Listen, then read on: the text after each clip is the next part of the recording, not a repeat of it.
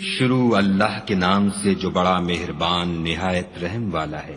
خدا جو نہایت مہربان، اسی نے قرآن کی تعلیم فرمائی، اسی نے انسان کو پیدا کیا، اسی نے اس کو بولنا سکھایا۔ سورج اور چاند ایک حساب مقرر سے چل رہے ہیں، اور بوٹیاں اور درخت سجدہ کر رہے ہیں، اور اسی نے آسمان کو بلند کیا اور ترازو قائم کی کہ ترازو سے تولنے میں حد سے تجاوز نہ کرو، اور انصاف کے ساتھ ٹھیک تولو اور تول کم مت کرو۔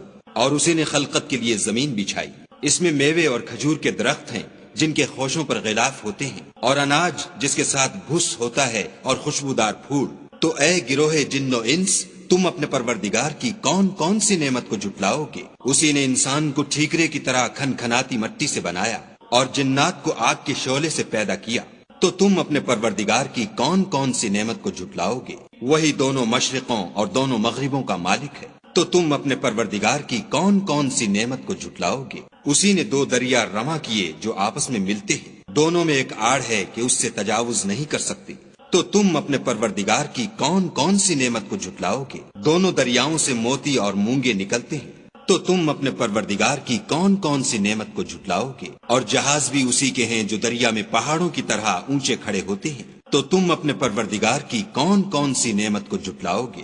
جو مخلوق زمین پر ہے سب کو فنا ہونا ہے، اور تمہارے پروردگار ہی کی ذات بابرکت جو صاحب جلال و عظمت ہے باقی رہے گی۔ تو تم اپنے پروردگار کی کون کون سی نعمت کو جھٹلاؤ گے؟ آسمان اور زمین میں جتنے لوگ ہیں سب اسی سے مانگتے ہیں، وہ ہر روز کام میں مصروف رہتا ہے۔ تو تم اپنے پروردگار کی کون کون سی نعمت کو جھٹلاؤ گے؟ اے دونوں جماعتوں، ہم عنقریب تمہاری طرف متوجہ ہوتے ہیں۔ تو تم اپنے پروردگار کی کون کون سی نعمت کو جھٹلاؤ گے؟ اے گروہ جن و انس، اگر تمہیں قدرت ہو کہ آسمان اور زمین کے کناروں سے نکل جاؤ تو نکل جاؤ، اور زور کے سوا تو تم نکل سکنے ہی کے نہیں۔ تو تم اپنے پروردگار کی کون کون سی نعمت کو جھٹلاؤ گے؟ تم پر آگ کے شعلے اور دھواں چھوڑ دیا جائے گا تو پھر تم مقابلہ نہ کر سکو گے۔ تو تم اپنے پروردگار کی کون کون سی نعمت کو جھٹلاؤ گے؟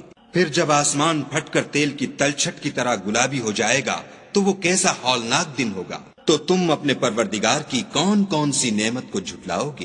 اس روز نہ تو کسی انسان سے اس کے گناہوں کے بارے میں پرسش کی جائے گی اور نہ کسی جن سے۔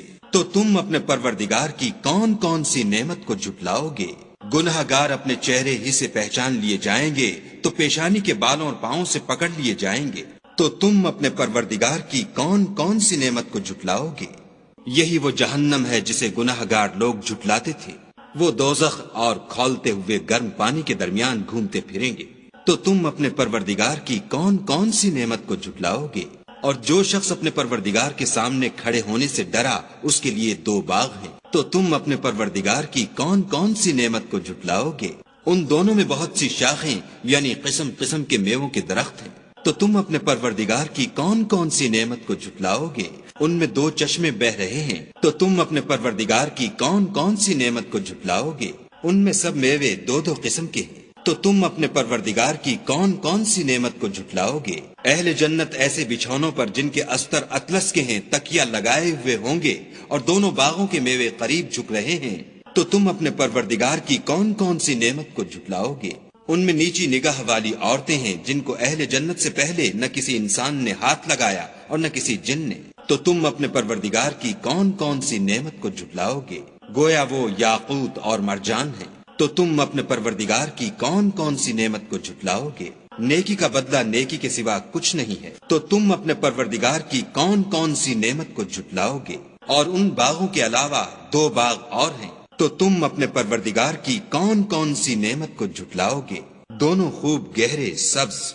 تو تم اپنے پروردگار کی کون کون سی نعمت کو جھٹلاؤ گے؟ ان میں دو چشمے ابل رہے ہیں۔ تو تم اپنے پروردگار کی کون کون سی نعمت کو جھٹلاؤ گے؟ ان میں میوے اور کھجوریں اور انار ہیں۔